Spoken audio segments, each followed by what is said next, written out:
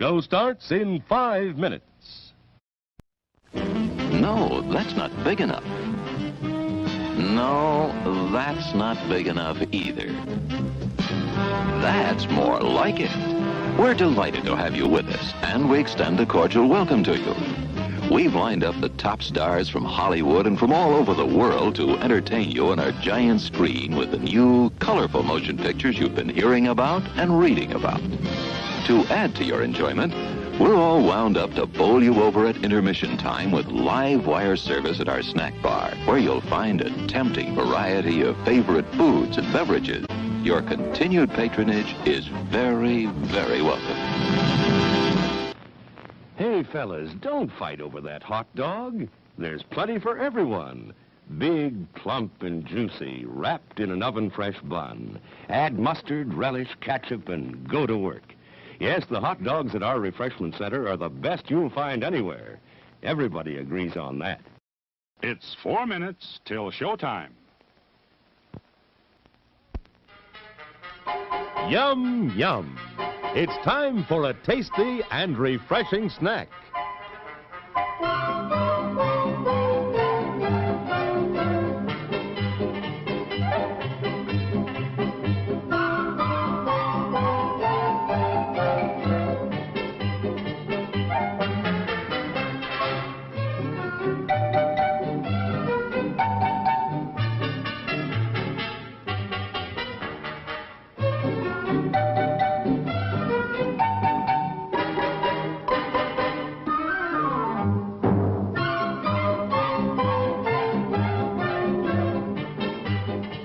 We promise to satisfy your hunger, your thirst, your sweet tooth.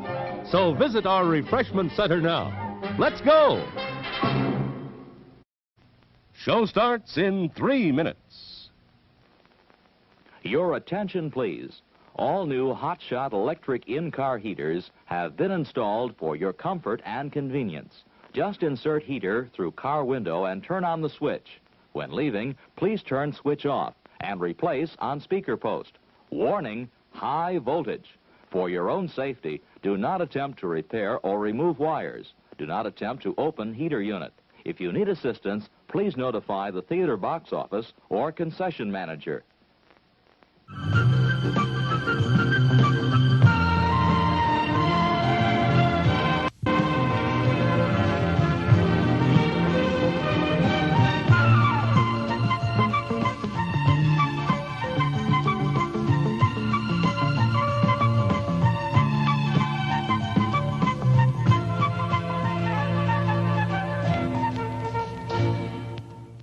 It's 2 minutes till showtime. Popcorn, candy, ooh, hot dog, popsicle. Oh boy, Santa orange.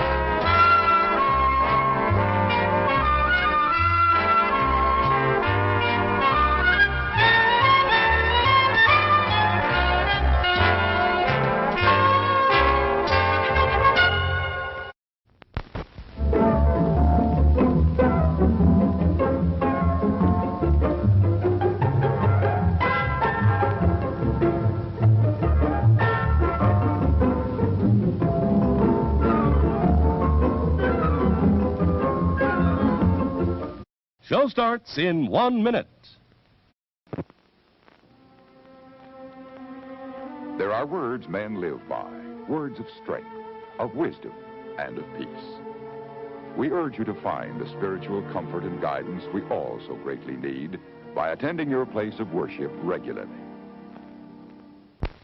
Here's a new taste treat. The corn dog. Plump, juicy wieners are dipped in a thick, golden Southern-style corn batter that seals in all their freshness and flavor. If you like hot dogs, you'll love corn dogs. Everybody does. Try a corn dog with your favorite beverage. At the refreshment corner now. Corn dogs.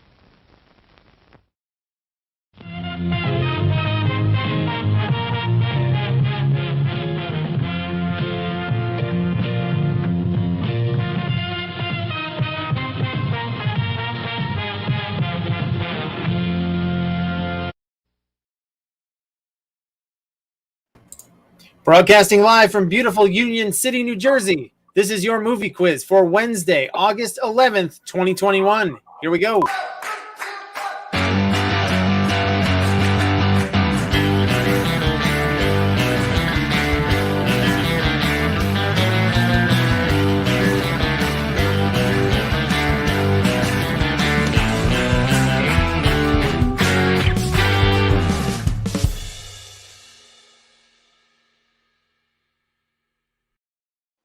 Hello and welcome to the movie quiz. I am your host, Chris Mann-Nelson, and in just a couple minutes, I'm going to be walking you through 4 rounds of film trivia and puzzles. It's going to be a really great time. Tonight is our last regular game before our championship next week, and we've got plenty of teams vying. We've got 2 teams who've got it locked in for next week. We've got Sterling Cooper, Roland Deli Betts, who are not here tonight, as far as I know. I know they were going to miss, and also Marley's Chains are in, but then the third team that can vie for the championship next week is to be determined tonight, and it's really close. Everybody else is encouraged to play next week. There's going to be almost like a second bracket with a secondary prize, so everyone can play. But the third spot is wide open. Now, if you want to get in the mix tonight, if you're new to the game or you're just watching on one of our platforms like Twitch, YouTube, or Facebook, this is a completely interactive game. You can join. You just have to head to this URL here, tmq.thetrivialist.com. Enter your email address, enter a good team name, and you will be in the game. You can actually play. It's a completely pay-as-you-wish game. We rely on donations. We'll talk about that a little bit later in the game. But once you've gotten yourself all signed up, you're going to be playing against our guest tonight. We were supposed to originally have 2 guests. Well, one guest had a conflict, couldn't make it, but I'm so excited to have this guest here. He almost won by himself last time he was here. He came within 1 point of winning by himself. He is a comedian and an animator for Tuning Out the News. Please welcome back to the movie quiz, John Bershad. John. Hello. Hi. Welcome. Thanks for having me. Thank you so much for coming back. It's very exciting to have you here. You did, like I mentioned, almost win last time on your own, a team of 1. So I'm excited to see what you can do tonight. I hope I do terribly tonight after setting the expectations so high. I know. I am a horrible jinx. Ask my wife. She will tell you I'm a horrible jinx. So I've just condemned John to failure. John, before this week's show, you sent me one of your letterboxd lists of recent movies that you've been watching. And I noticed Suicide Squad and a couple other of the HBO Max premieres were on there. And it got me thinking, our first round, I'll announce our first round tonight. It's going to be about first run movies of the last year and a half that have hit streaming, as part of their initial run. So we don't want to talk about what's been on what platform, but I just want to get your thoughts on that as a trend. Is it sustainable? If we ever move past COVID, and have you been enjoying seeing movies at home? Well, I don't know how sustainable it is. I don't know any. I could barely handle my own finances, let alone an entire film industry. But I did. I've watched a number of things. I just watched the Suicide Squad streaming. I've watched a few others. I mean, I've been trying to go to the theaters. We'll see how things are in a few weeks, but I've been trying. I saw In the Heights on the big screen and Black Widow on the big screen, just because I wanted to. But for other movies, I've really enjoyed watching them streaming. Thing is, I prefer watching the big movies streaming the big movies streaming and the smaller movies on the big screen. Oh, that's interesting. Because if I'm watching a big movie, if I'm watching a big, blockbuster, it's keeping my attention the whole time because something's happening. Also, I know I'm not going to, if I'm watching, the Suicide Squad, I'm not that worried about missing a nuanced acting moment. But then if I'm watching something like fucking Nomadland or Minari, I want to be in a closed off theater with no phone, nothing that is going to take my attention in any way. So more small movies on the big screens, get the blockbusters in the house, ruin the movie going experience. That's what I say. Yeah, that's a really interesting. I never even thought of it that way, but that makes total sense. That I feel like that's sort of like the inverse of like the design of. I mean, like before the pandemic, when like every major blockbuster has been on TV. But the idea of like, yeah, being more immersed in something like Pig or something, where like it's like a slow, methodical movie, you want it to completely wash over you, whereas like something like Suicide Squad is bombastic enough that just your sound bar will do it. That's a really interesting, and that's an interesting insight. I agree. I remember a few years ago when Roma came out, I found that the people who watched it on Netflix seemed to like it, like at home, seemed to enjoy it. It wasn't a complete one-to-one, but it seemed to like it much less than the people watch on the big screen. Because like that movie is so many just slow motion pans across, a house. Right. That like in the theater, I was like, God, this looks beautiful. But I know that in the home, I would have been checking my email constantly. Right, because it's just like, oh, I don't have. Yeah, I mean that's just where our brains are collectively now. Is like when we're at home, like it's like, oh, I'm drifting off. But it's our fault, not the movie's fault. It's true. No, but that's a really interesting. I mean, for years it's kind of been like lower budget, mid-budget movies are getting like they're finding more of an audience on the small screen because it's less of a risk. It's less of a financial risk to then making a theatrical run, a 500 screen theatrical run across the country. But yeah, that's from a purely artistic and enjoyment standpoint. That's a really interesting insight. And I like it. I just want to, before we get the game started, I want to say Fourth Dimension is watching from England. Hello. Cheerio. Thank you for joining. It's late. It's late in England. It's like midnight. Yes. Yes, Jim points out Ryan's not here. A shame he couldn't play on his birthday. He missed his big birthday game, but happy birthday to Ryan wherever you are. So John, are you ready to get started with the game? I don't know why I'm doing Devil's Worth. Oh, this is let's do it. It's rock and roll. This is a rock and roll program. All right, so I am putting the game into in-game mode. We are going to get started. I'm very excited for this game, considering it's gonna determine who gets into the championship game next week. We've got a smaller house tonight than usual. We got 10 teams. That's pretty good. We're gonna have a great time with those 10 teams. And John. All right, so like I said, our first round tonight. Oh, let me do quick ground rules. No Googling, IMDbing, or any other online cheating. It's a trivia game, not a fact-checking game. Number 2, don't put answers in the chat if you're just watching along. Don't shout them out. That'd be like shouting them out at the bar. 3, play with friends, but keep your team size to about 4 or less. And biggest one, most importantly, type or select your answer, and don't forget to hit submit. You got to hit submit even on multiple choice. You'll see that your answer has been submitted. It'll show in like a little black text underneath the answering field. So that's how you'll know that you got it into me, and then I can see your answer. All right. So like I said, your first round is going to be about movies that have come out, big movies that have shifted to either completely on streaming, or they've been like a hybrid model, like a day and date kind of thing. So what I'm going to do is I'm going to give you 4 movies. 3 of them are on one. You have to find, it's an odd man out kind of round. I'm going to give you 3 movies that have debuted on a certain platform. You got to pick the one that has not premiered on that platform. There's no tricks in here about like, this one was only theatrical. These are all movies that in some way had their release affected by the pandemic and ended up on streamers. All right. And they're all multiple choice. So here we go. Your first question. Which animated film is not available on Disney Plus? Is it Raya and the Last Dragon, Luca, Vivo, or Soul? Which is the one that's not on Disney Plus? The other 3 are on Disney Plus, but you got to find the one that's not. Is it Raya and the Last Dragon, Luca, Vivo, or Soul?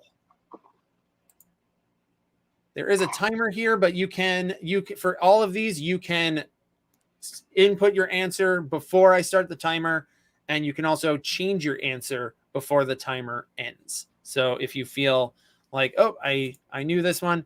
So, all right, pretty good.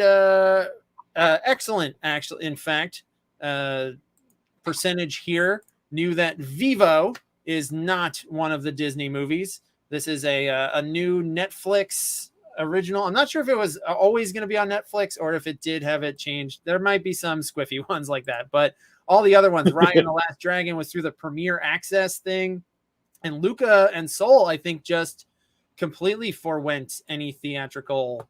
Pretty big deal for Pixar to just be like, 2 Pixar movies just dumped on streaming. And Onward basically was. Onward came out in the theater and then everything shut down like a week I forgot later. Onward existed. Yeah, Onward kind of got lost in the shuffle because it came out like March 6th or something. And so not a great time for that. All right, question number 2. Which live action movie was not available on Disney Plus during its initial run? Is it Jungle Cruise, Cruella, Call of the Wild, or Artemis Fowl? Which of these live action movies is not on Disney Plus?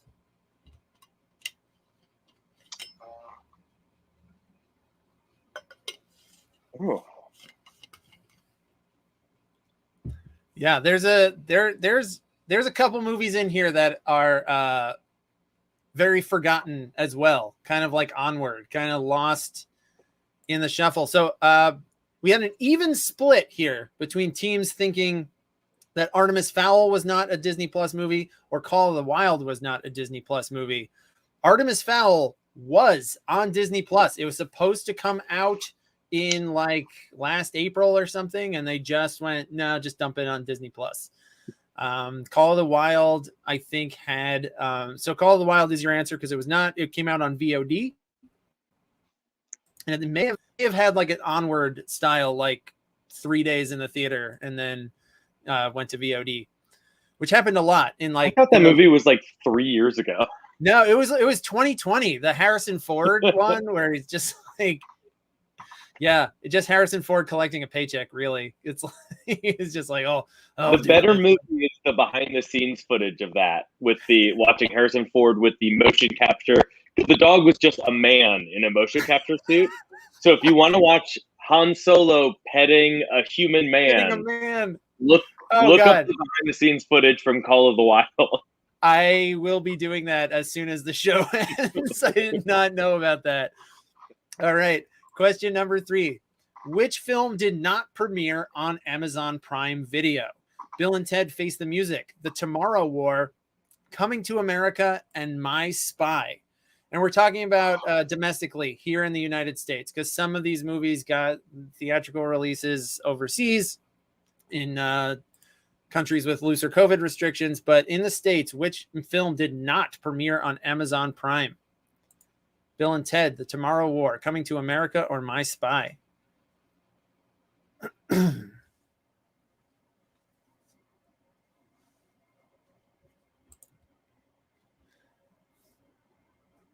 This one was a trickier one too, I guess. This one was harder than I thought. The answer is Bill and Ted. Bill and Ted was on VOD and in drive-ins. Wow. But My Spy was direct to Amazon. Bill and Ted is now, you can watch it on Hulu, but that's more of just like a normal like release progression. Not its premiere was direct VOD. All right, number 4. Which film would you not be able to find on Netflix? The Lovebirds, Enola Holmes, Army of the Dead, or Scoob? These are all movies that were supposed to come out theatrically.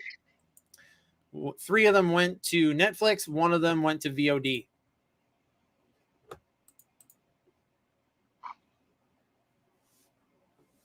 I'm backing up a couple of questions. I'm just catching up on the chat. Jim was very disappointed. A gentler word, not ruined your childhood or something more egregious. But yeah, it was pretty rough. I feel like Artemis Fowl, they were like, yeah, this is probably, we're making out ahead by just being able to like nix the advertising budget. All right, so the 3 that came out on Netflix instead of theaters were Lovebirds, Enola Holmes, and Army of the Dead. Scoob was VOD. Scoob was VOD. Ultimately ended up on HBO. All right. Question I number was 5. trying to remember who owns the rights to Hanna-Barbera stuff. Yeah, I guess that's kind of the trick, is like who's got what. All right. Which kids movie that got a simultaneous theatrical streaming release was not on HBO? So all of these movies had a hybrid day and date release in theaters, limited theaters, and on streaming, but only one of them was not on HBO Max. Your options are Witches, Space Jam, Tom and Jerry, or The Boss Baby Family Business.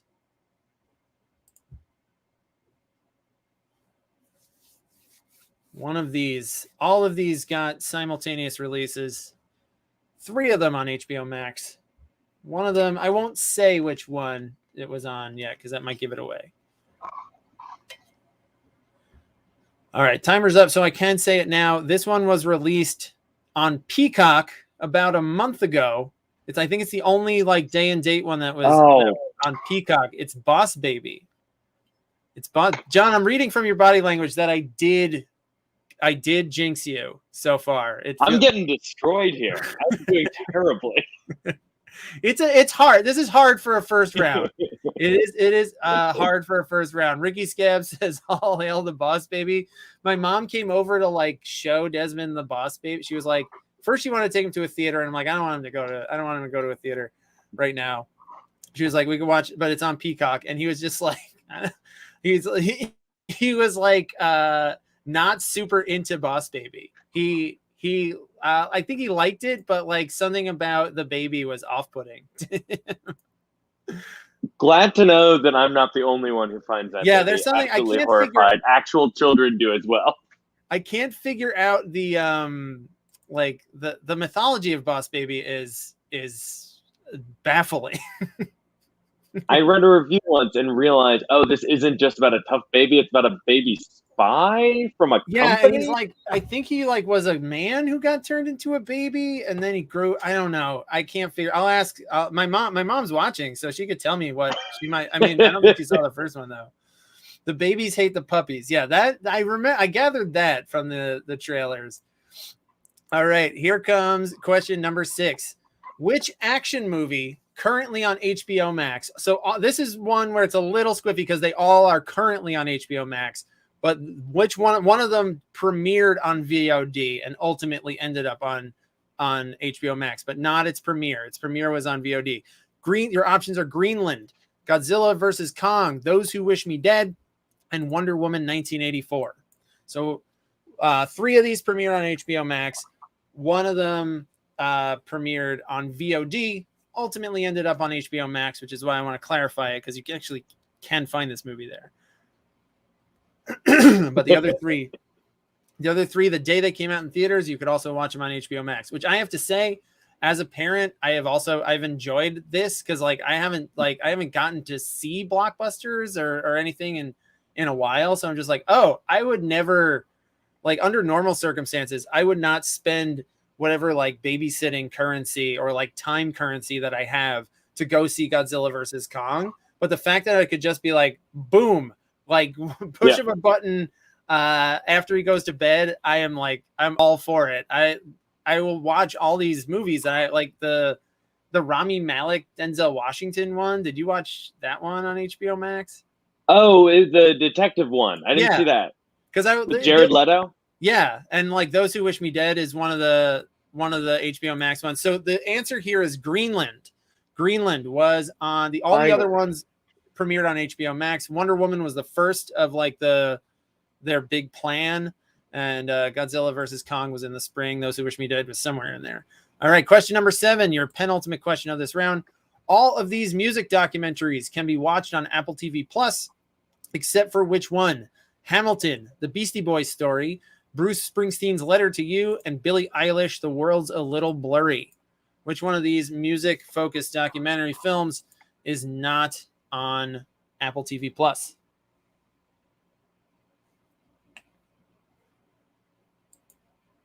Oh, okay. Ricky is elucidating some of the mythology here. The baby born as he's born as management baby, but some babies are just regular style babies. That's even more complicated than That's some eugenic stuff. Yeah, Corporate seriously. eugenics. Is it like a recessive gene that makes you a management baby? All right. So the one most teams got this right because this was a pretty big deal when this came out on Disney Plus last summer. It's Hamilton. Hamilton is on Disney, not on Apple TV Plus. All right. And your final question is also about Apple TV Plus. Which narrative film is streaming on a platform other than Apple? Is it Cherry, On the Rocks, A Quiet Place Part 2, or Greyhound? So 3 of these are on Apple TV. Pick the one that is not. Good luck.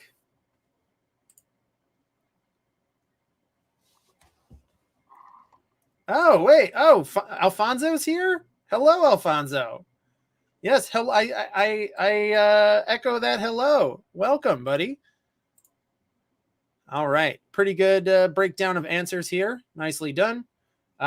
So this last one that is it's on one of the pluses. There's so many pluses now, but it's not Apple TV Plus. It's on Paramount Plus. Is A Quiet Place 2. Quiet Place 2 came out in theaters, then came to Paramount like I think 45 days later is Paramount's deal. They're going to do that with Top Gun and a bunch of other big movies will be hitting Paramount. And tuning out the news currently on Paramount Plus. I was gonna say, John, I hope you got the Paramount Plus question right. I went to see that one in the theater like a dum-dum. I didn't even get my free Quiet Place 2 action.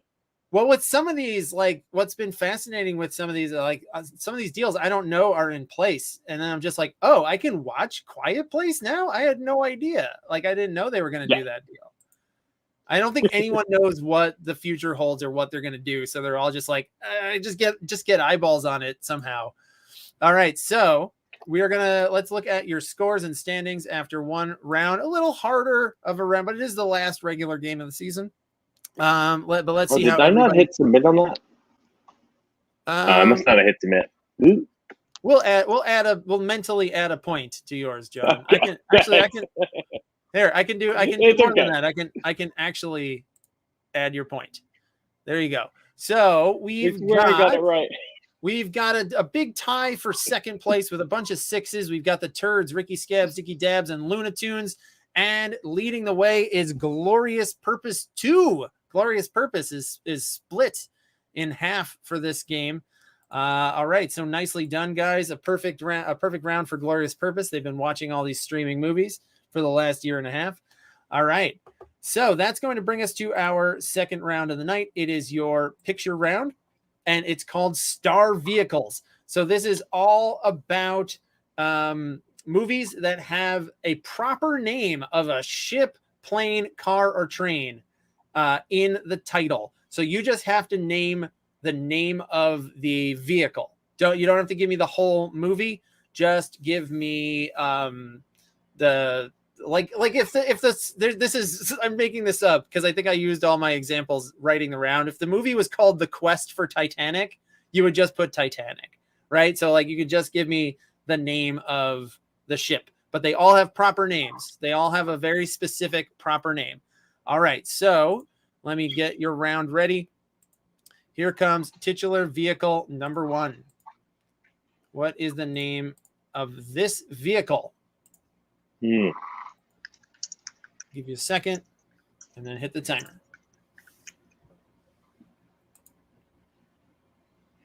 This was when you said what the round was, this was the one movie I thought of. So now I feel like I might be in trouble. Now that we knocked off the one that I thought of. I don't think so. I think you'll be fine. Okay, good. It's fun. It's going to be a fun, but I don't think super tough round. I think round 1 was harder than round 2.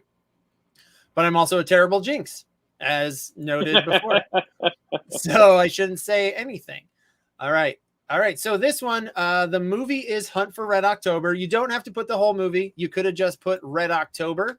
The Red October is the submarine that I think what's the deal with this movie, John? He's defecting. Is that what's going on? Connery's like defecting from the Soviet Union. Oh man, I'm getting this. Oh, I might be getting the plot confused with a different submarine movie that I won't say because it's also, I think, named There after are the boat. so many. Is this the one where? Submarine. Is this the one where they think a nuclear? There's a nuclear attack, but they don't know, and they're arguing? I'm thinking of the other movie, aren't I? No, this is where like a Russian nuclear sub is just like off the grid and nobody can account for it. And so they send in Jack Ryan, played by the Boss Baby. The Boss Baby is Alec Baldwin in this one. He's Jack Ryan, later played by so many other actors. But if you know the direct plot of Hunt for Red October, please put it in the chat. All right, titular vehicle number 2. You can just name the vehicle.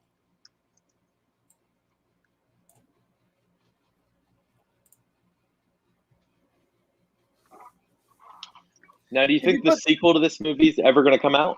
Yeah, this is one of those sequels that's like constantly being threatened and never seems to materialize. Even before, because this is like older than, it's like 2015 or something, right? It's like goes away back. Yeah, the sequel's fully finished, but the sequel's secondary main character is Armie Hammer, and they don't know what to do with it. Oh no, I didn't know. I think they're just holding on to it to find out if that story kind of goes away.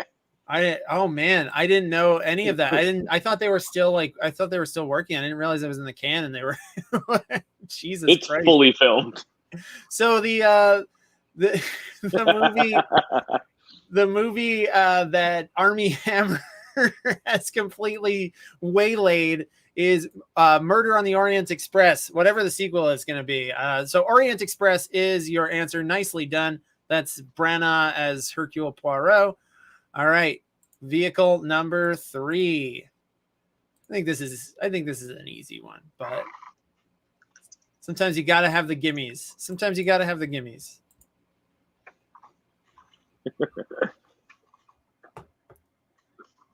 There's a little known fact. It was actually Gary Oldman that was the dog in the dog costume for the mocap. That was Yep. This is them doing the same accent from this movie. Yeah, he's doing his like Georgian. He wasn't Russian, right? He was from like a Fonzie. Fonzums loves the gimmies. Yeah, I want. That's why you got to have gimmies, because they can't all be tough. That's too much. All right. So the name of this movie and the name of this ship, this airship, is Air Force One. It's Air Force One. Get off my plane, as he famously says to his canine companion, Gary Oldman. All right. Titular vehicle number 4. What is the name of the vehicle?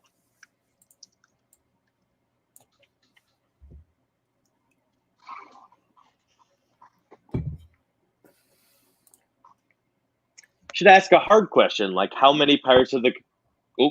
That's okay. I think it's very clearly Pirates of the Caribbean. Okay. It's more a test of like how, like, can you remember what the ship is called? I was going to say a hard question, like how many of the sequels to this movie are there? Oh my God. This is the movie. This is what kind of inspired this round this week, because I watched Pirates of the Caribbean, Curse of the Black Pearl. Black Pearl is the ship. And man, and then I started Dead Man's Chest, and it's just like there's 5 of these is the answer to that question. There's 5 of these goddamn movies, and they're so loud and so long. They're 2.5 hours long. They should be an hour and 45 minutes each. They could be like really sleek, trim, fun movies, but they're like trying to be epics for some reason, and it's like, it's a movie about a drunk pirate fighting ghosts. Like, why is this so goddamn long? All right, I never watched past the first trilogy, so I have no idea what happened. I have no clue. I don't think I even watched past the second one, and I may not. Again, I was like, oh, this would be a fun watch project, but so far, not really. All right, here's number 5. Here is movie number 5, ship number 5. Give it a second because it's harder. This one's not a gimme. It's a harder one.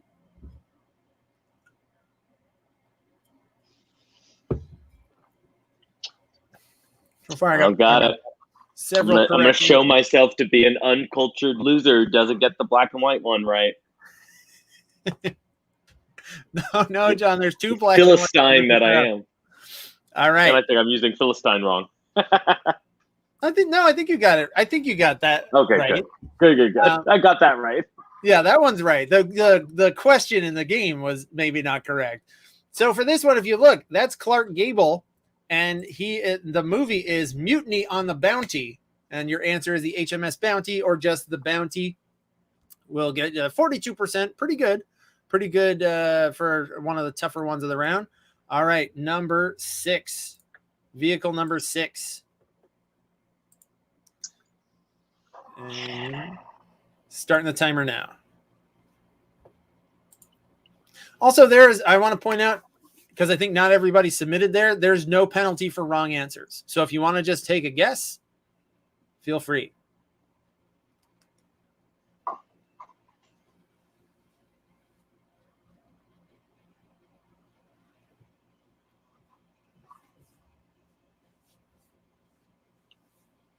All right, so this one has I was reading the backstory on this, and it's weird. This movie, this is based on a book, or maybe a series of books. It's Chitty Chitty Bang Bang, the magical car. And it's based on a series of novels by Ian Fleming. James Bond. Of James Bond fame. And he wrote this because his kid was like, you love James Bond more than you love me. And so he wrote him a flying car book. It was like, wow, that's bleak. All right. Titular vehicle number 7. What's the name of the vehicle here?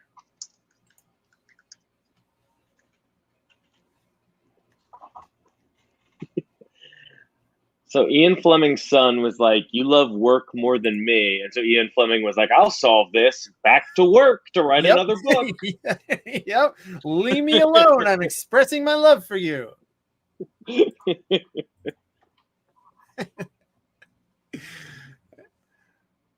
All right. So this one here, that is Gene Hackman hanging from a valve in an overturned ship. That's called the Poseidon, the SS Poseidon, whatever. As long as I knew it was the Poseidon. The Poseidon Adventure is the movie, the original one.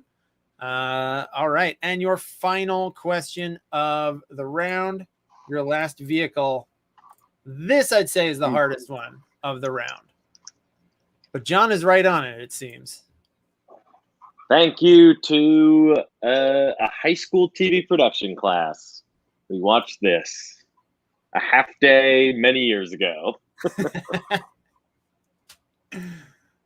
All right, we've got clarification on the plot for Hunt for Red October. Red October is a defecting Typhoon class sub, and Alex Baldwin, excuse me, helps the officers defect with the sub without the crew knowing it. All right, interesting. I think I was thinking of Crimson Tide.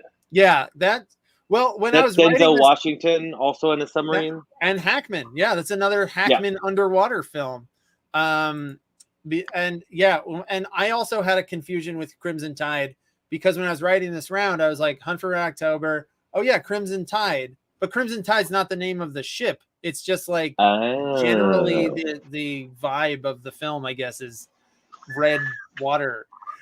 All right. So your answer, only 2 teams got this right. One of them is John. Nice, I think, based on when he submitted. But that is Buster Keaton in a silent film classic about a train, and the train is called The General. The General is the name of the movie, and it's the name of the train. Yeah, Jim's guess. Truly a wonderful movie. A wonderful movie that still holds up. As long as skip the first few minutes where you realize which side of the Civil War he's desperately trying to fight on. Yeah, if you skip that part, the General's great. I was gonna say he is a Confederate, right? That is okay. The first 10 minutes of the movie is all about him rushing to enlist to fight for the Confederacy. Like, okay, all right, Buster. What was what was going on writing the script there, Mr. Keaton? All right, so that brings us to, before I do your scores and standings here at halftime, that brings us to our lightning round. This is our lightning round. So your lightning round is a single question worth 4 points, and it's going to piggyback off of the vehicles with names round.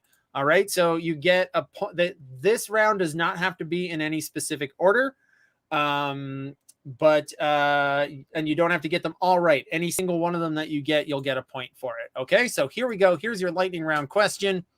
Name these 4 sentient movie cars. So give me their names. These are all living cars in the movies.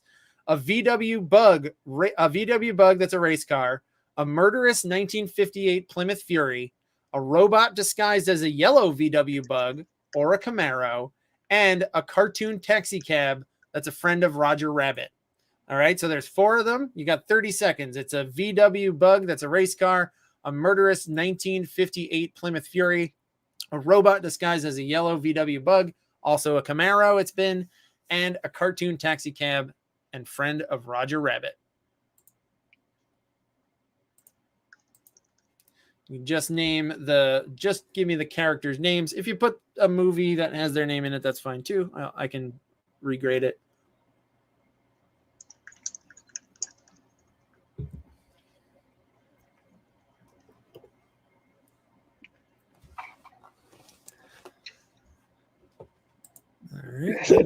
I forgot. The only one I forgot was the one of these movies that I've actually seen.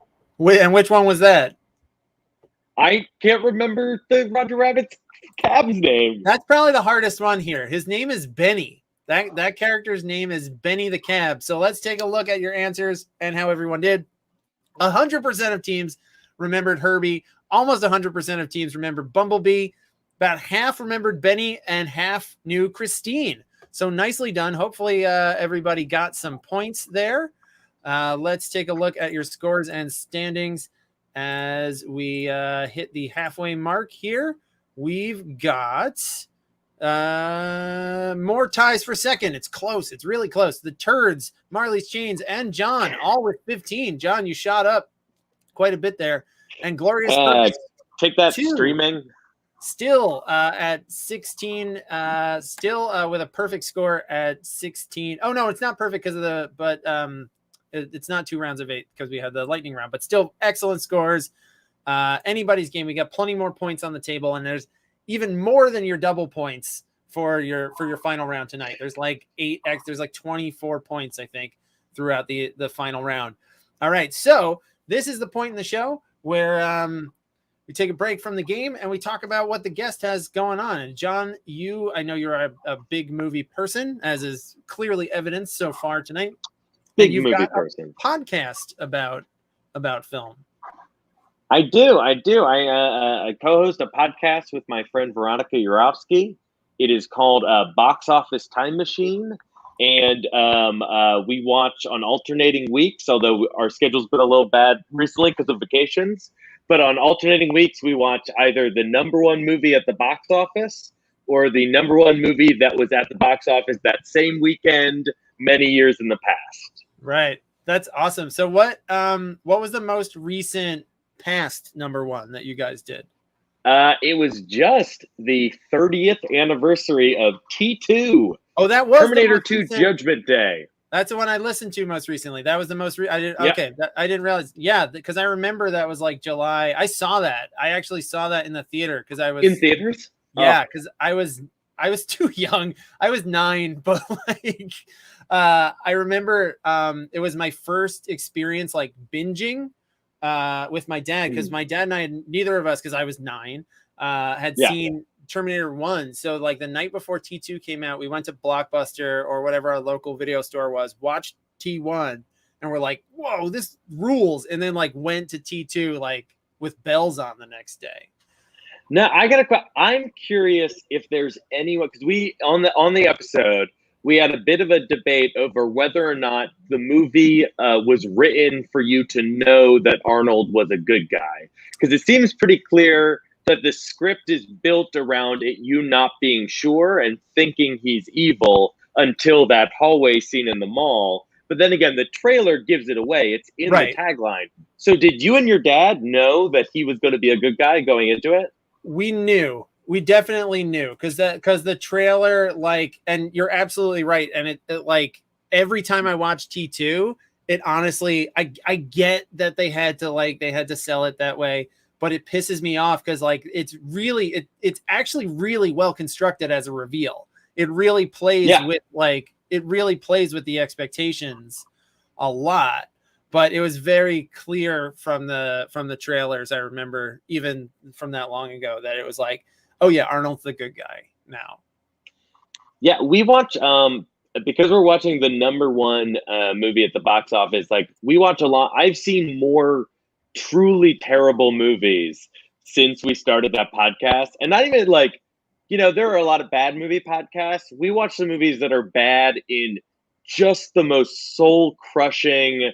I love to watch The Room or a Birdemic on this show, but no, we're watching The Grinch with Benedict Cumberbatch doing an American accent in an animated movie. Just truly bad stuff. And then we watch old movies, like we watched one of the Steven Seagal movies recently. I don't remember which one because whatever. They're the same thing. Truly, that was fascinatingly awful. Not as awful as his life is, but it was great watching Terminator 2, a movie that just every second of it holds up. It's so good. And I so good. I do want to address this comment because I don't know where I stand on this. Because when like growing up, partially because I saw T2, I did not see Terminator on the big screen. I saw it on a VHS tape, and then I saw T2 on the big screen. I for like ever, and I still think I maintain this opinion. I prefer T2, but I think T1 is a better. I don't know. It's a more like it's like just so lean and mean. Like it's like a very compact, well told story. And it's funny. It's funny to remember that like Terminator 1 is almost like a genre subversion of slasher movies. Yeah. But it's like a mashup of then incredibly popular slasher movies and sci-fi movies. Because now we think of Terminator movies as just pure action. But yeah, that first one really like Linda Hamilton's roommate gets killed right after having sex with her boyfriend, as if he's in Friday the 13th Part 4 or something. By a hulking, unstoppable madman. And that is, and I could go on forever about the 4 sequels and what they got wrong. But I think writ large, the big thing they got wrong is thinking that Terminator is an action franchise primarily. It is a dread franchise. It is a like T1 and T2 they are just like, there's just an oppressive sense of dread in both of those movies, and that I love. And it's what makes them so effective and makes them cathartic when they finally defeat the T-800 and the T-1000, because it's just like, oh God, this is so hopeless and bleak. You've got you've got an unstoppable killer. You've got a looming apocalypse. And it's just like that. None of the sequels have even tried to bring that tone in.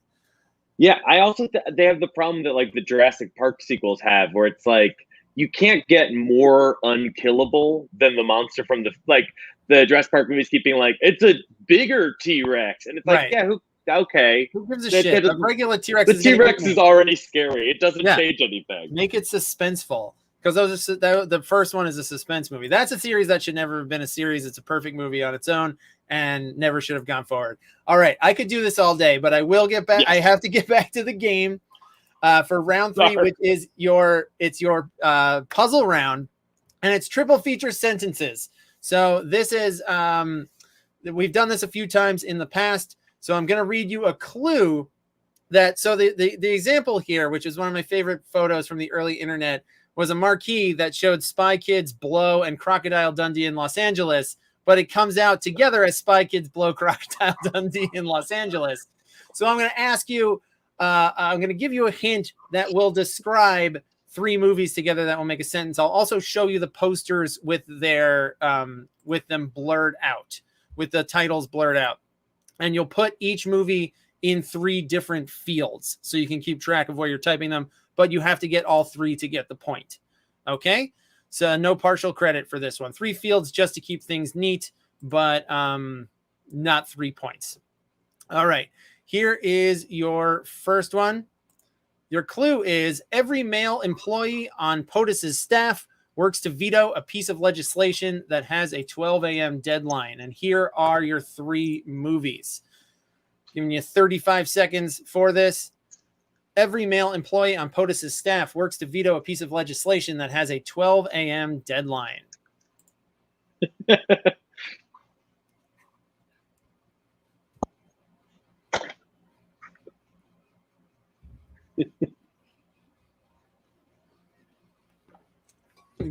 give you some extra time for this one because these are long. These are long to type.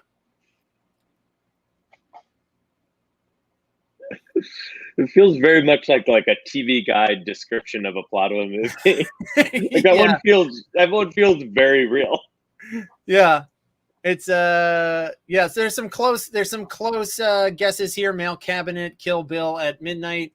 But your 3 movies here are in fact All the President's Men, Kill Bill, Before Midnight. All the President's Men, Kill Bill, Before Midnight. All right. I think and if something goes wrong here and you don't get your points because of how I set it up, let me know, because it may have gone squiffy with the way I broke it up into 3 parts. So if something goes wrong with it, please let me know in the chat and I will fix your points. All right. Your next one, tiny anarchic monsters running Miss Adams to beyond where she can be seen. This one is not actually, this is more of a sentence. It's sort of a sentence fragment, but it does have a verb in it. Tiny anarchic monsters running Miss Adams to beyond where she can be seen. I keep forgetting you also are going to show the posters, so I'm like, oh my god, that could be so much. Well, this is the first time I'm doing this with a visual aid, because I used to do it with like just the weird clue and then like someone who's in the movie. And I was like, that's a lot of information to process. So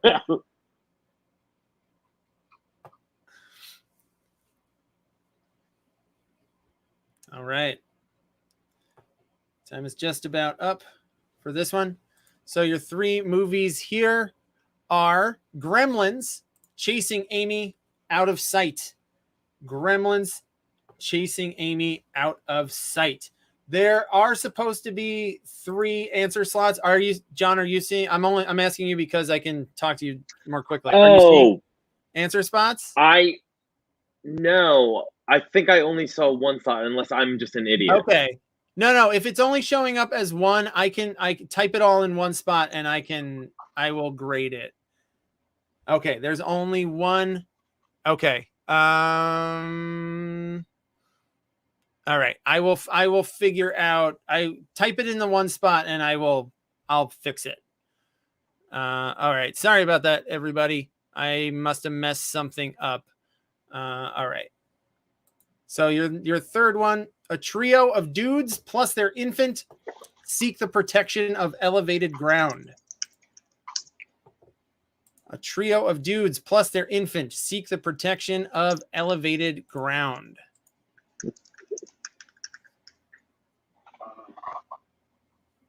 All right, so this one goes out to everybody just on the formatting issues. If you got it right, did you get your points? Just let me know. Did anybody not get points that they should have gotten? Because I can grade it correctly. I think it's working right. I think it's working right, but I don't want to screw anybody, especially on such an important game, because I made a goof. All right. Got a few teams got this right. 6 teams got it right. Nicely done. These are trickier. This is a tricky puzzle round. So your 3 movies here are 3 Men and a Baby Take Shelter in the Heights. 3 Men and a Baby Take Shelter in the Heights. Jimbo is got 20 points coming to him. All right, and so does Alex. All right, I will regrade those for sure. All right, I think everybody got their points. Terrific. All right, your next clue: a combination of sultry dance moves and paper money provide peanut farmer Jimmy with the final push he needs to win the presidency? And this is an all Sylvester Stallone edition of the question. What are your 3 movies? A combination of sultry dance moves and paper money provide peanut farmer Jimmy with the final push he needs to win the presidency. Your second president-related question of the round.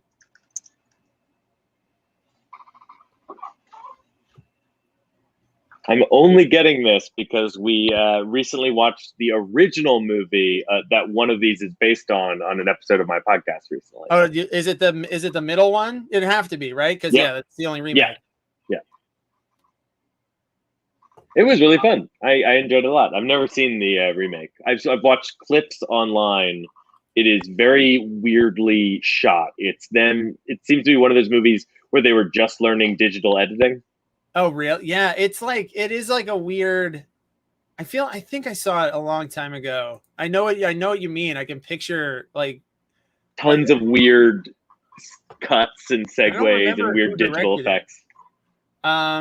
All right. So, and just to clarify, everybody, even though I was going to break this up into 3, I meant to break it up into 3 spots. It's not 3 points on the table. You got to get the whole string you got to get the whole sentence to get the point. So you got to get all 3 parts to get the 1 point. So it's not a partial one. All right. So the first one, the sultry dance and the paper money, that's Tango and Cash, and get Carter over the top. Tango and Cash, get Carter over the top is your answer. All right. Your next question. Poultry take off for untamed nature every time they hear an unfamiliar voice. Poultry take off for untamed nature every time they hear an unfamiliar voice.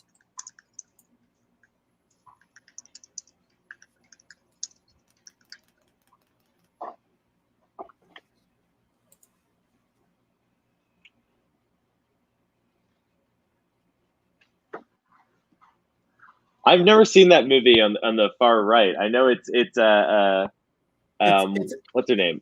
It's Carol Kane's first movie, right? She's like 17 I think it is, in it. Yeah. And this speaking of remakes, this was part of the slew of remakes, like terrible 2000s remakes, in the that just like Black Christmas and like the Fog movies that just like don't just leave them alone. So your 3 movies. I heard the recent Black Christmas was good though. Was it? Oh, it's been there were 2 remakes. Yeah, that's right. Yeah. So this one was Chicken Run into the Wild When a Stranger Calls. Chicken Run into the Wild When a Stranger Calls. All right. Number 6.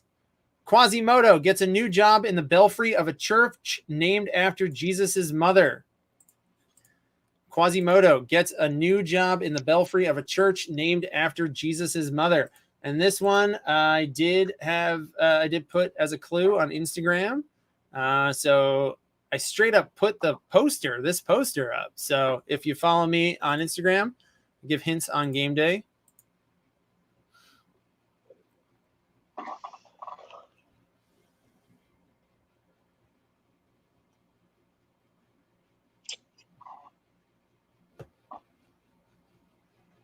I was really enjoying this round until this one. This one really took the wind out of your sails. Consider them windless. Here's my sails. So the first one is the Hunchback of Notre Dame. The last one's the Bells of St. Mary's. That's the one I put up there. The middle one is Rings. It's the unwanted sequel to The Ring 2 called Rings. The Hunchback of Notre Dame rings the Bells of St. Mary's. All right. Question number 7. 2 more to go here. Beef spheres ricochet from the cooking pot to the stovetop and back again. Whoops. Beef spheres ricochet from the cooking pot onto the stovetop and back again.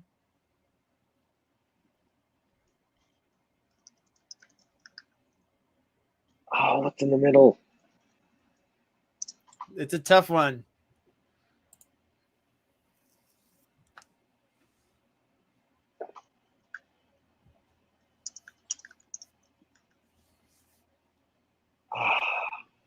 So far, no one's gotten it. So far, no one's gotten it right. It's a toughie. That Ben Affleck one is a killer. One team's gotten it so far. One team got it right. And I think they are going to be it because it's that time is up. The answer is Meatballs Bounce In and Out. Meatballs Bounce In and Out. Bounce, starring Ben Affleck and Gwyneth Paltrow. And your final question of the round: the pup that I own, named after sports commentator Bayless, cuts a rug with his undomesticated brethren beneath the golden rays of central Italy.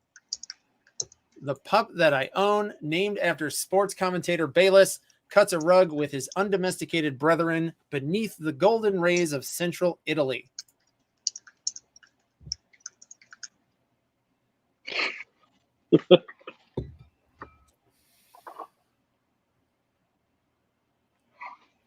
Bounce. What the hell was Bounce? I don't even know what it was about. I remember I was like, that movie. I remember that movie. It has a verb in the title, so that'll come in handy.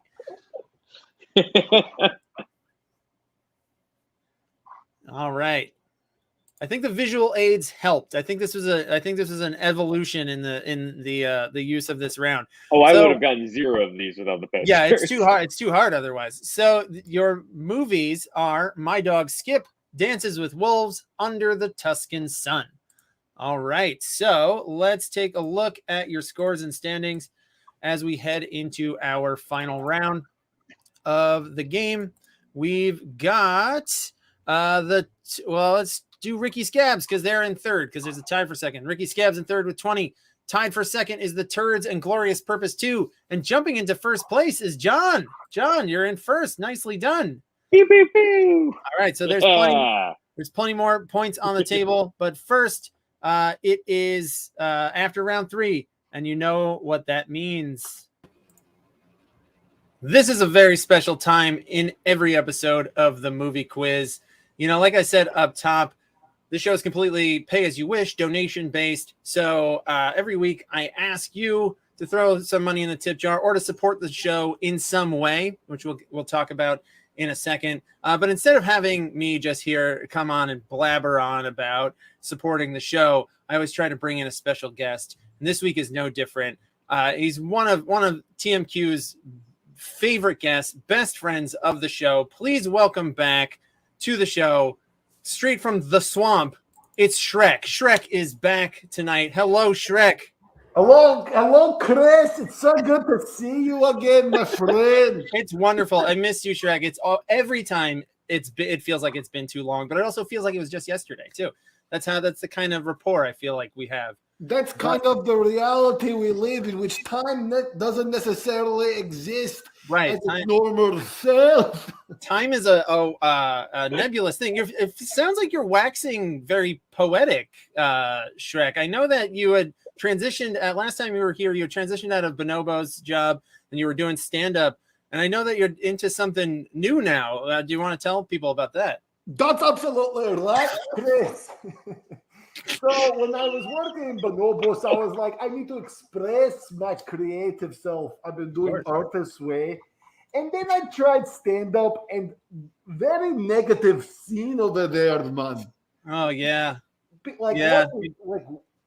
Just doing shows for other comedians and, hecklers, the whole nine, right? Not my kind of swamp. No. So I started researching on Google other ways to tell stories. And let me tell you something, Chris. I've been taking a storytelling class. Wow. Like getting up there recounting tales of your youth? It's at the Barrow School with Seth Barish. And you know Mike Birbiglia? Yeah, I know Mike Birbiglia. Well, I just love his style, you know. He just tells the story, how it's easy. He could use comedy to showcase stuff. Sure, that's great. Yeah, that kind of encompasses all of your artistic. Do you want to hear a story? I would love to hear a story. Let's pretend we're on do they have the moth in Far, Far Away? Actually, I'm doing the moth this week. You're doing the moth? You've jumped right up to the moth. Well, it's an actual moth. You jump on a big moth. It's not hard the to, mall. hard to tell your It's a story. mall. Hard so yeah, tell us a story. Tell us a real quick one, Shrek.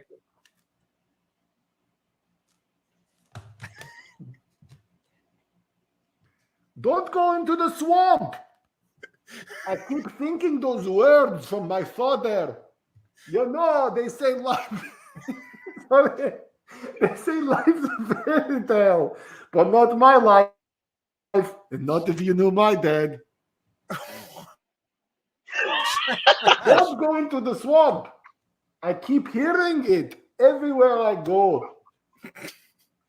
You know, they say life's a donkey, but to me, it's an ass. Wow, that's it's bleak, but it's real. I can tell that it's coming from a very real place, Shrek. And I'm assuming that's not the whole story. You're going to tell more of the story when you hop on the giant moth this weekend. And I also, while you're here, the theme is swamp. It's perfect. That's perfect for you, Shrek. I mean, no wonder they hired you. I know. Now, I got this one. Yeah, this is right up your alley. A fastball right down the middle for Shrek. So, Shrek, normally we have you talk about donations, but we have a big announcement here. Shrek and I are going to be teaming up for this. We've made this announcement that we are going to be doing a show at Caveat live in person on Tuesday, September 7th at 9:30. And the theme is going to be animation.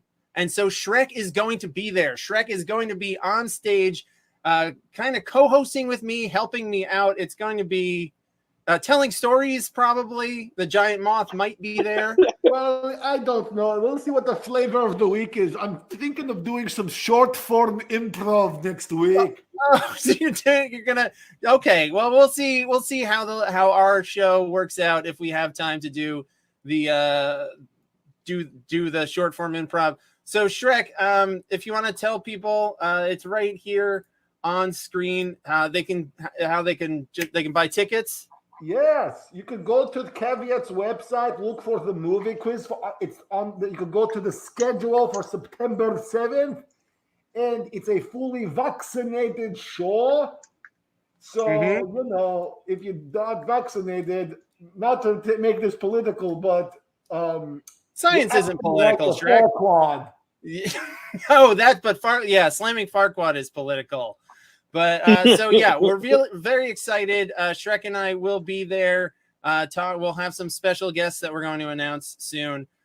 So buy tickets, throw money in the tip jar for tonight's show if you want, or you can save that money and put it towards a Caveat ticket. We'll be live streaming the show as well. Hashtag don't be a Farquaad. Hashtag don't be a Farquaad. Thank you very much, Shrek. I appreciate your time as always. I know that you've got to get ready for this big moth show this weekend. So literally a big I know moth. it's a literal giant fuzzy moth in the far away. So Shrek, I will see you in a couple weeks on September 7th. Have a good one, buddy. Likes the story. Read it. See you later, Shrek.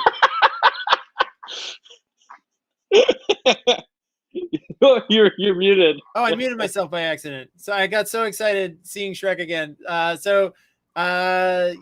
on down to Caveat on the 7th of next month and see Shrek. He will be there with me, helping me host the show. And it's gonna be fun. All right, so It's amazing. His Scottish accent sounds less cartoonish now. Yeah, it's getting. I think we're just used to it, and I think he's kind of like he's been in America for a while, so he's sort of like picking up. It's like tamping his accent down. All right, so I'm running a little late, so let's get through our final round, which is actors who reprised Oscar-winning roles. So this was sort of inspired from a conversation from like the first game of this season. So I'm going to give you a role that won an Oscar, the years that they won for, and then they came back, and you can name the actor and any of the movies. So there's extra points. You can name the original movie, the sequel, So there's plenty of points on the table here. All right, here we go. Question number 1, and I'll tell you how many. I'll explain which ones are how much is available. All right, tenacious Deputy Marshal Samuel Gerard. He won in 1993 and returned in 1998. Name the actor and name the 2 movies. The 2 movies have different names. I also saw in the chat that we had the last puzzle round was worth 3 points. I'll adjust that. That was a mistake on my end in programming. Oh, I thought I shot up the score too quickly. So I will adjust that, especially before posting the final, announcing the teams for the finale for the championship. All right. So your actor here is Tommy Lee Jones, and Tommy Lee Jones was Samuel Gerardi, won for The Fugitive, and then he came back for U.S. Marshals. All right. Question number 2. Your character is New York City Detective Jimmy Popeye Doyle. This actor won in 1971 and returned in 1975. Part 2 just is called Part 2. So just name the first movie. There's only 2 points for this one. I only learned recently this had a sequel. I had no idea. I always forget that it has a sequel. I'm always just, oh, right, that. And somebody, I won't say that, but somebody, an incorrect guess, but a good guess was Chinatown, which also has a sequel, which has come up several times on the show. The two Jakes, directed by Jack Nicholson. All right, so this actor is Gene Hackman. In The French Connection, Gene Hackman came back for Part 2, just The French Connection 2. All right, number 3, greedy stockbroker Gordon Gekko. He won in 1987 and returned in 2010. So name the actor, name the movie, and name the subtitle for the movie, because the movie doesn't have a completely different name, but I'll give you a point if you can name the subtitle of the sequel. So lots of extra points to be had here in this round.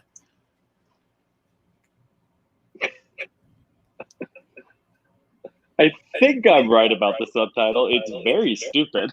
It's an incredibly stupid title that I can't figure out why I don't know what it means even. That makes sense. It sounds like a bot wrote it, because it's the actor playing Gordon Gekko won an Oscar for Wall Street. Michael Douglas won an Oscar for Wall Street, came back in Wall Street, Money Never Sleeps, which it doesn't, because it's not so true alive. It does not have any biological functions or rhythms that would require it to sleep. All right, question number 4. Hobson, butler to a spoiled man-child. The actor won for the first movie in 1981 and returned in 1988. 3 points on the table for this one. You can just give me the this is a Part 2 and then a subtitle. So you can just give me the subtitle.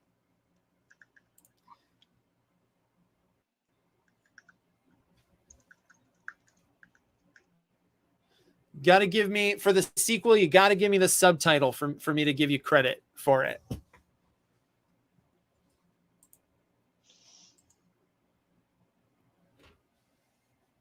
think I got the movies. I do not have the actor. The actor is probably the toughest part of this. And let me give this points, because yes, he was knighted. I forgot to put that in, to program that in. Sorry, Sir John Gielgud. John Gielgud played the butler in Arthur and Arthur 2 on the Rocks, a movie that nobody wanted and nobody saw. Get it? On the rocks, because he's an alcoholic. Like a drink, yeah, like a drink with ice, and also financial straits. You know why, Arthur? You're on the rocks because money never sleeps. All right, question number 5. Gruff cattle driver Curly, and technically his identical twin brother Duke, though he's really just playing the same role. He won in 1991 and returned in 1994. This is another one where it's a Part 2. Name the subtitle. Part 2 has a distinctive subtitle. So just give me the subtitle for that 3rd point. Oh my God, what's his name? Oh yeah.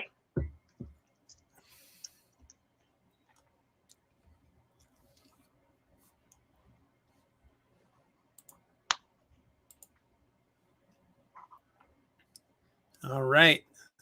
So the movie is City Slickers. The sequel is City Slickers 2, The Legend of Curly's Gold. And it's Jack Palance. Jack Palance won and then like gave a weird acceptance speech where he was doing push-ups and stuff as an old man. Like insulting Billy Crystal. Or like he was just busting Billy Crystal's balls and Billy Crystal like got really upset for the rest of the show. Wait, hang on. Let me. Yeah, I will give you that. I'll give you that point. I see it in the chat. I see what you typed. All right. So there's 4 potential points here because we've got a bunch of movies. Notorious Cannibal Dr. Lecter, one in 1991, returned in 2001 and 2002. So you've got 1 actor and 3 movies. All 3 movies have different names.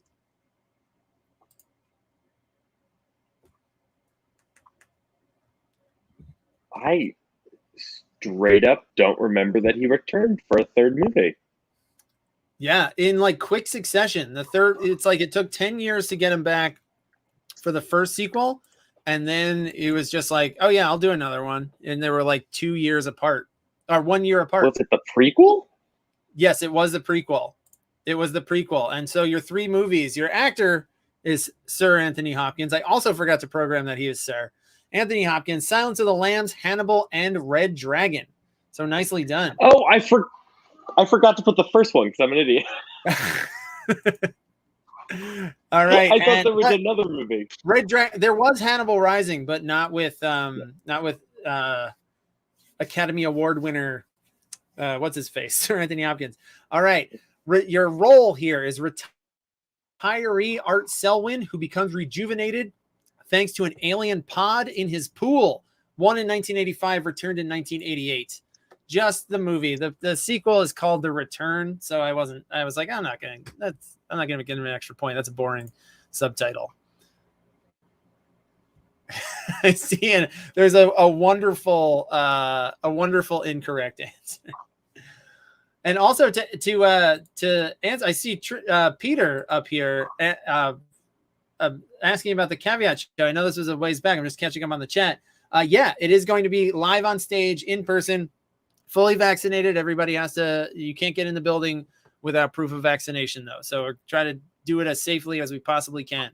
All right. So your answer here, the actor is Don Amici, not Sir Wilford Brimley, which is a terrific answer. He should be knighted and recognized by the British Crown.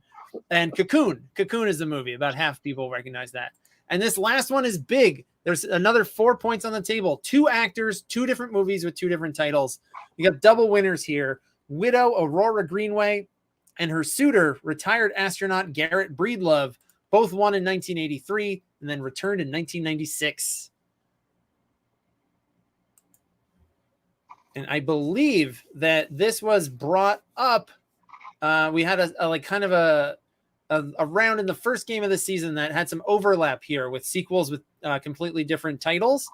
And Meredith and Peter were the guests, and they brought up this combo was not in that original round, but it fits this very nicely too. So you got 2 actors, 2 movies, and the 2 actors are Shirley MacLaine and Jack Nicholson, and they won for Terms of Endearment, and then they both won for Terms of Endearment, and then they both returned for the Evening Star.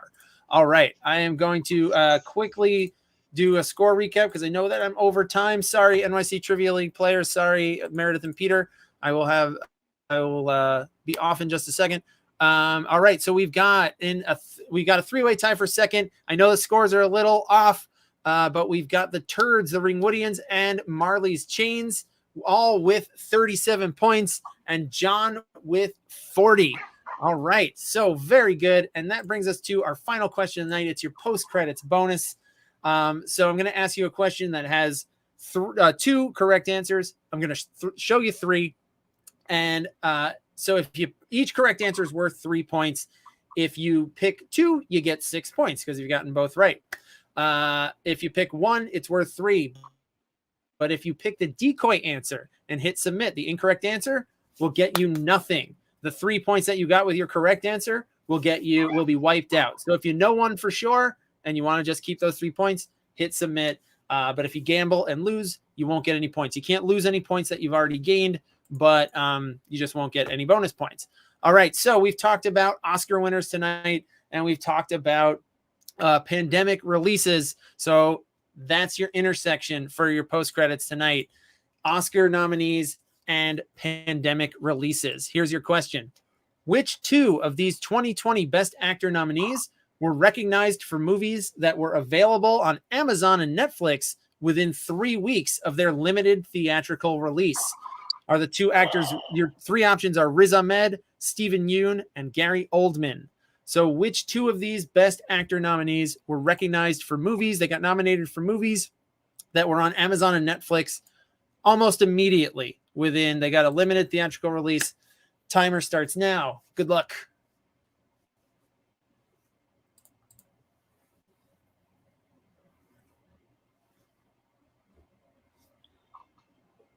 Those all seem right.